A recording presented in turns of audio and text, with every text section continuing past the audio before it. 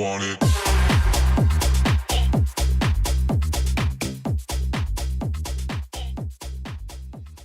Hello and welcome to the Barely Noticed podcast, a podcast focusing on queer history, grassroots history, and the history of the bear subculture.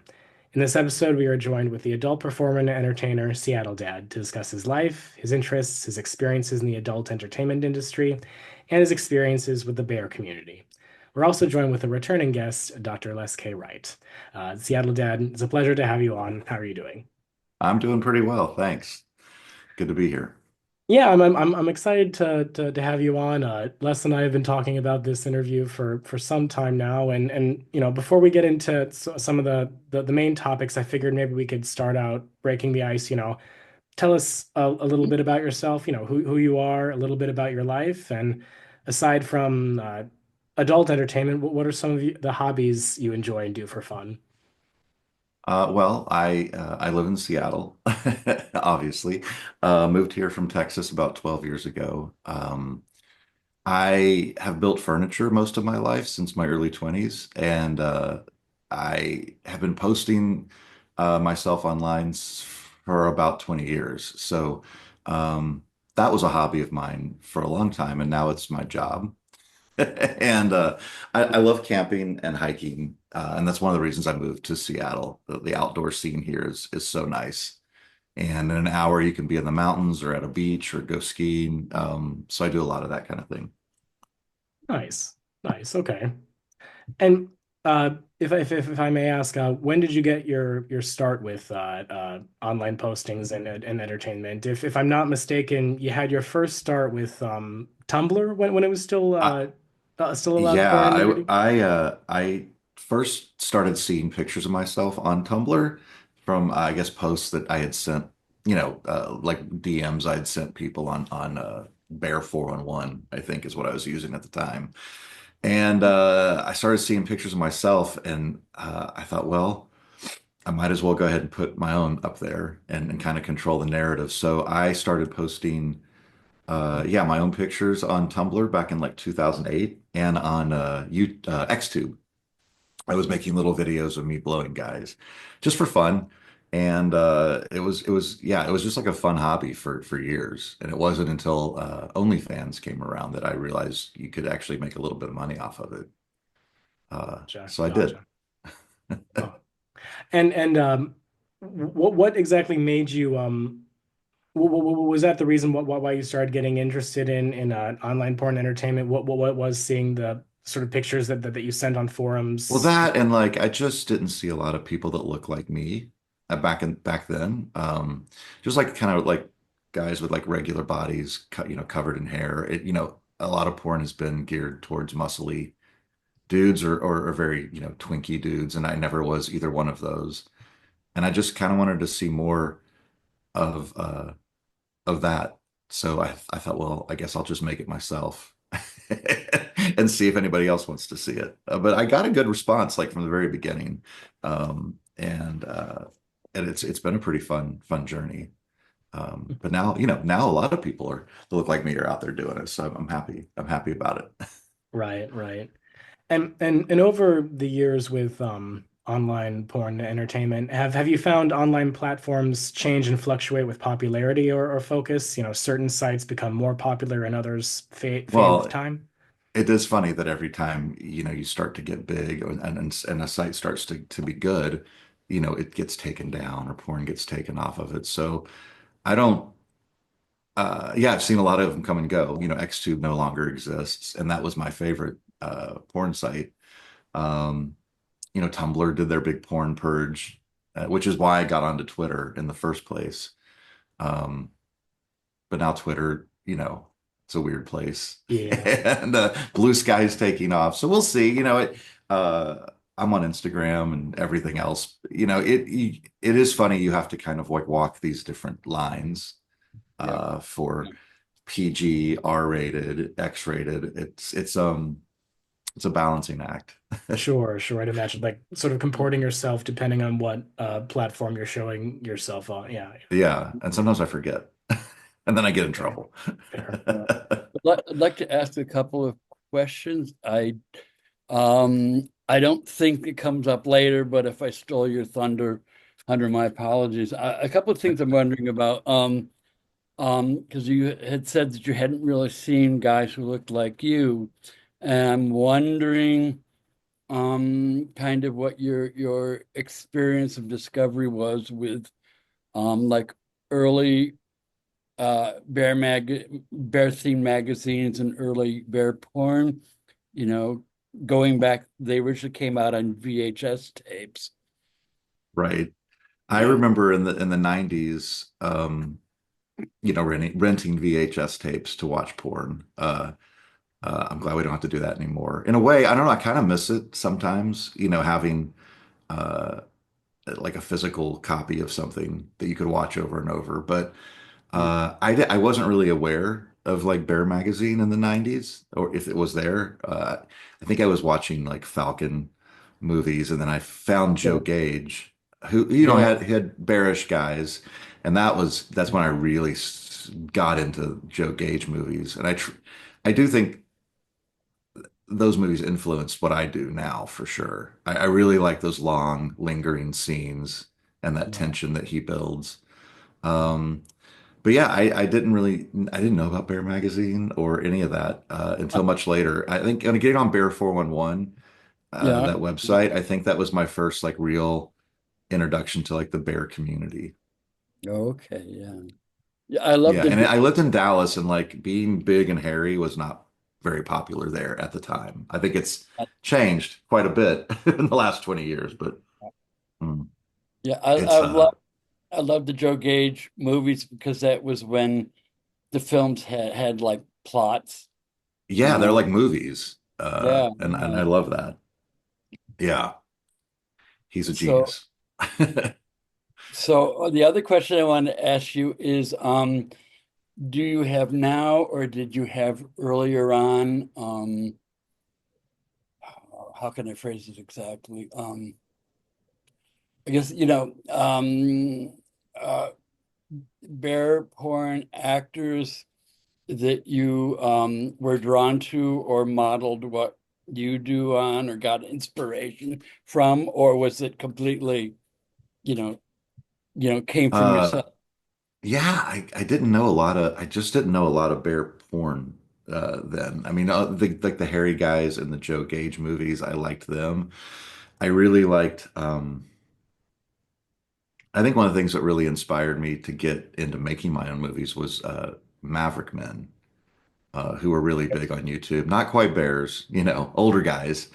One of them was older, the other one was kind of a hot, athletic dude. Like they're still making movies, but I really liked their POV aspect of what they did. It felt very DIY, just, a guy with his camera pounding dudes. Yeah. Um, and I subscribed to them many times over the years. So I yeah, I think they were kind of a huge inspiration for me, but not quite bearish. I Yeah. I just decided to put myself out there and see what would happen. Uh, and it kind of Yeah. forged my own way, I think. Hmm. Right. And in your own experiences, have you found that sites such as OnlyFans or Just for Fans, has that changed the dynamic with respect to how online porn is viewed? Oh, I think so. Yeah. I mean, I applied to like 8 or 9 different porn studios when I was in my 30s. And I got rejected by all of them. I think the democratization of porn and being able to find exactly what you like, and there's always going to be somebody out there doing what you want to see, pretty Yeah. much. So it's yeah, I mean, I couldn't do what I'm doing if it was 20 years ago. They wouldn't let me. So the internet's changed all of that, and the fan sites have been great because you can actually make a living doing it Hmm. without a studio and on your own terms. I don't work with people I don't know or don't. I mean, I pick people who I'm really attracted to, and I get to make videos with them, and I kind of call the shots, and it's been a wonderful experience for me. Nice.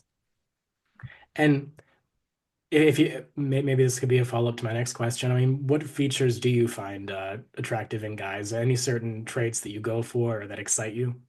Yeah. I don't have like an age range. Like I like college boys to like 70-year-olds. Yeah, I have a pretty wide range of dudes that I like.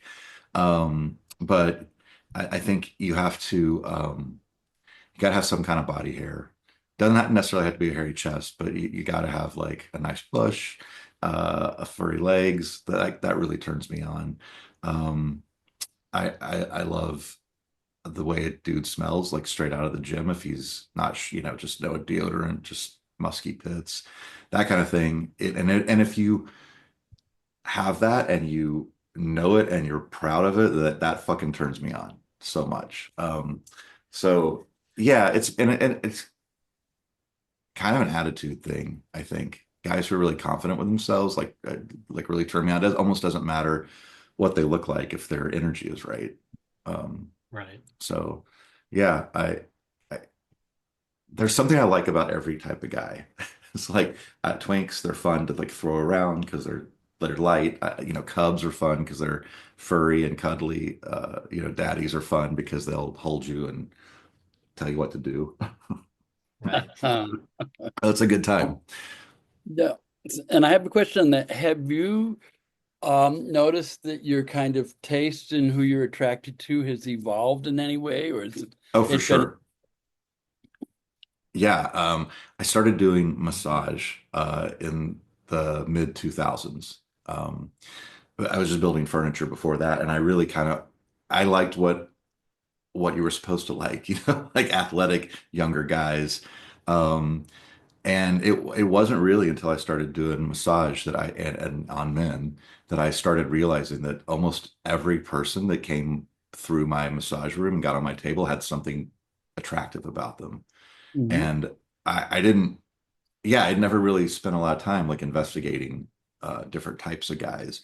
But through that, I just discovered that, 60 or 70-year-old, if he's got the energy, can be very, very sexy. And I'm going to be 60 in like 5 years, so I'm going to try to keep that energy up.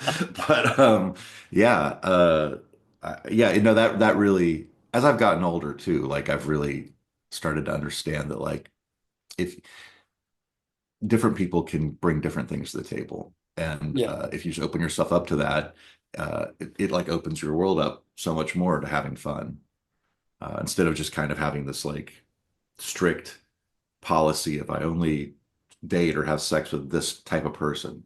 That's boring and it gets old and it limits your chances of success, I think.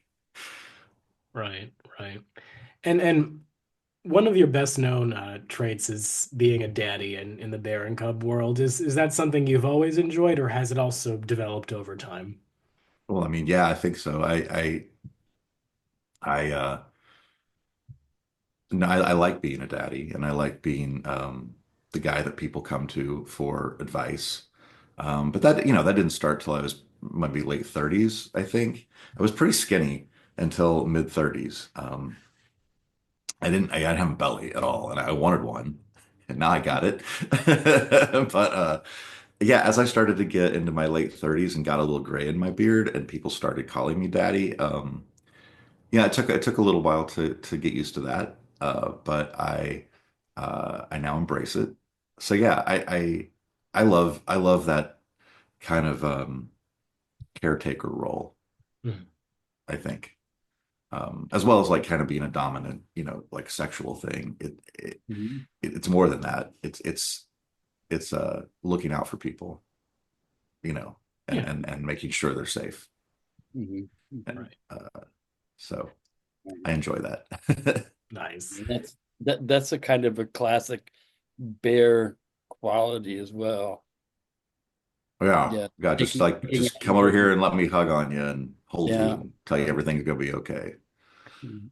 Well, Um, with that in mind, then, I mean, tell us a little bit about your life in the bear community. What's the bear scene like back in Seattle, Washington? Are there usually bear events there around the city, or do you have to travel a lot out for state we events? don't have like any big national bear events here. There's no bear runs that I know of. I think there used to be a Seattle bear group, but I don't really think Mm. it exists anymore. But there are a lot of bears here. There's fuck tons of guys who are big, bearded, bellied dudes. So that's nice. But we have barracuda dances. It's kind of a national, well, not national, mostly a West Coast thing. But they're here like once a month, and those are really fun. Uh, but yeah, I actually don't go to a lot of bear events anymore. Just I can't stay up that late. But I Yeah. used to go to TBRU in Dallas a lot, Oh and yeah, yeah. and Yes. Beef Dip down in PV. But now I go the week after Beef Dip because it's just it's like too overwhelming with all the people, and I can't stay up as late as I used to. Yeah. But those are fun. I think There- the one of the most fun I ever went to was in Galveston, Texas. It was hosted by the Houston Bears. It was called Bear Watch, and it was on the beach. And all the events were outside on the beach, and that was great. We weren't stuck in a bar all day long. Maybe if I can also follow up with that. I mean, when did you first discover about bears or the bear community? You said Bear 411 was kind of It your must have been beginning. around like 2001 or two, I think. I started dating a bear back then, and he got me much more involved in the bear community. And having TBRU like in our backyard was perfect. We would rent a hotel room downtown just to be close to it, and um, that was always such a great party back in the day. So yeah, that's kind of when I started getting into the bear community. Is probably early 2000s. Mm. yeah. A- And have you found in your experiences in the adult entertainment scene with other bears, daddies, or cubs is that becoming more commonplace? Or it's definitely a niche that you've I carved mean, out shit, there's like nowadays. 22-year-olds calling themselves daddies now. So what does that word even mean anymore? True, Why are they taking that from me? true. No, yeah, I do think um yeah, bigger, more mature, hairier guys are definitely getting way more attention. And if you look at even in like popular culture, if you look at like Jason Kelsey or um Yeah. yeah, fucking what's his name? Jim Hopper from Stranger Things. Yes. Ugh. I know that we're not the only ones that think he's attractive, right? So I Yeah. think I definitely think that it's in the zeitgeist right now. So Mm, I'm like happy to be in the right place at the right time. right. Well, and if I may ask, outside of the adult industry and entertainment, are there any features of the gay or queer community in general you gravitate towards or interest you? Yeah, I mean I used to go out a lot more to bars. I don't really go out as much as I used to. I think after COVID, I started realizing that staying home was like fun. But uh I- yeah, I mean I think that when I do go out, it's for like an event where I can dance and sweat and like make out with dudes. So anytime there's like a big bear dance thing going on, that's what I'll probably go to. And that's always so much fun. Like I love that kind of thing. It's the only reason I'll stay up late. Fair. Yeah. Hmm. And has your experience with the bear community or maybe the community in general changed over time as the community itself become more and more a part of the queer community and culture in your opinion? I think so. We do have a bar here called Lumberyard that has a bear social every Sunday, and it's our only big like day drinking beer bus type thing in Seattle for gays, and it's full of bears, but a lot of other kinds of people come. And I feel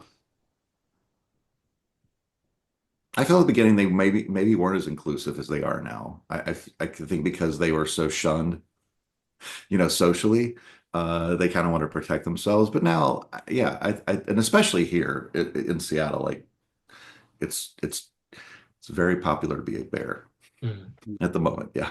So nice. I don't know. I think they just kind of been looped into the bigger gay community now. It doesn't feel as niche as it did, Sure. 20, 25 years ago. It's not like even a fetish anymore. It's just like, oh, he's a bear. Like, it's not a big deal. Right. Right. Right. Well, Uh, I wanted to make a couple of comments and ask a question. yeah. Um, the one is when I got into my early 50s, I learned rather quickly it was very exciting that at 49, I was a very old, young gay man. Yeah. At 51, I was a very young, old gay man, if you will. And a whole I new feel that. world of a whole new, yeah, I mean, there are all kinds of guys out there that were not interested in me when I was young, who are now that I'm older. So it stays very exciting. It's been my experience. And the other Yeah. comment was, yeah, I have the problem. I've been in Syracuse, New York now for 2 years. We have a monthly bear bar night. It starts at 10 p.m. and that's past my bedtime. That's so So late. it, Yeah, it's late you need now. a Sunday afternoon, like 2 o'clock beer bust. Yeah, instead of That's what people taking a need. disco nap, yeah, and heading out at midnight. So my other Cool. question was, are there other bear activities outside of the bar scene in Not, I mean, not really here that are like specifically bear. Well, we do, that's maybe not true. We have, but it's not just for bears. We have a gay campground right outside of Seattle that has it's great for to go out there in the summer. And they have lots of parties, and some of them are kind of bear themed, but I feel like Mhm. a lot of bears just go camping in general here, and because they like to cook, and it's always great to get in with a group of bears who bring like a 10 by 10 tent that's just a full kitchen for the fucking woods. Oh, And yeah. they just sit around outside cooking, and it's great. And so that's fun, but it's not like it's not an official event, right? So what I try to do is just get groups of friends together to go on hikes or cabin trips, and I just make my own events. Uh, but yeah, like it is weird. We don't really have like much of a, a structured bear community. It just What? happens that a lot of people here are bears. So when you go out, you Yeah. just tend to see a lot of bears. Hmm. Is there any kind of overlap or yeah, overlap with the local leather community? Oh yeah, I think so. We have a bar diesel that has their monthly leather night. And the Eagle has started to put on more parties. But I feel like even leather has like become kind of mainstream. So, every niche community is has I feel like it's just kind of, all we all fall into the same category now. I feel like there's not as much niche like splintering off of gay groups as there used to be. Um, Maybe it's because we all need to band together right now. Uh, Mhm. but also I think there's like because of the internet, um, I feel like there's just not as much shame for whatever thing you're into. You're not alone these days. Whereas like, in the 90s, you didn't know if you like bigger hairy men and all your friends like twinks, you thought you were, what's going on with me. But now there's people all over the world who feel just like you. So I do think that has changed a lot of things. You can see it in our music and everything else. Like everything's just kind of a mishmash of everything now. I don't feel like there's just not a lot of specific groups of people anymore. It's the democratization of the internet, I guess. Hmm. And have you found the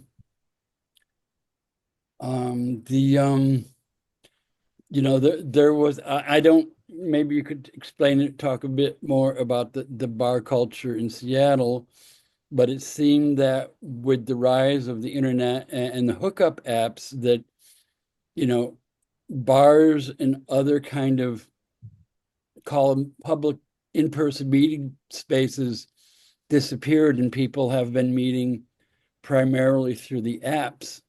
Yeah. And is that still true, or are you finding people coming back out to in-person um, venues? I feel like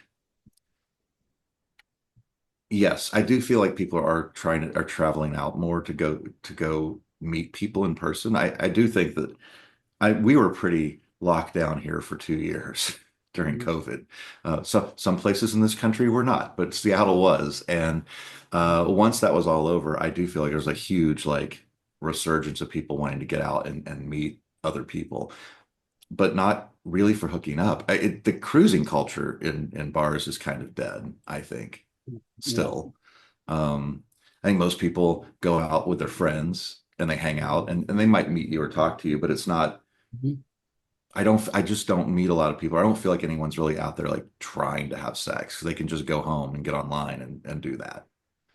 Not to say that doesn't happen, but I do Yeah. feel I Yeah. remember what it was like going to bars in the 90s and you know, just like walking in circles around the bar looking for who you're gonna take home. And I don't feel like that kind of thing happens anymore. Or public cruising. I mean, I know some people do it still, but that whole culture of like when I was coming of age in the late 80s and like hanging out at the lake, in this one parking lot where there was like 50 cars and people were playing music and having picnics and running off to the bushes to have sex, but it was just such a fun social thing. And I know that I don't think that's going on anymore, for sure. And I do miss that aspect of gay culture that I really think cruising culture is pretty dead, for better or worse. But there is something exciting about meeting somebody and having sex with them 5 seconds later and maybe getting caught. Like that's fun. But the stakes are much higher these days, Yeah. too. We Right. live in a crazy fucking world. Yeah. Yeah. So yeah, I don't know. I mean, like I said, there's great things that have happened because of the internet and it's taken away some other stuff from us. So I guess finding that balance is like what's important and trying to keep your friends around you and keep a good community in person is really important and it's harder than ever, but you got to do it, you know, I think. Mhm. So yeah, I try to do a cabin trip 3 or 4 times a year with friends. We play board games, cook, and have sex, and that's great. That's really all I want to do in life, Mhm. honestly. Les, do you have any more questions or closing questions? No, I don't have any more questions. I mean, I Okay. had been thinking about wanting to invite you to do maybe we should do that, follow up with the Bear History Project oral history interview. But I would love that. that would be Yeah. great. I say you've answered a lot of the questions that I would ask, but if we do a formal oral history interview, then you're part of the archives. I'd like it in the record, please. Sure. Exactly. Yes. I'd like to enter it into the record. Fair, fair. Well, Seattle Dad, it's been a pleasure. Thank you so much for coming on. Are there any closing remarks or comments or But, messages well, to fans? thanks for having me. And yeah, if you aren't seeing what you want to see out there in the world, go out and make it yourself. And you'll find people who like it, and maybe you'll inspire someone else to make it as well. Um, so that's all I can say.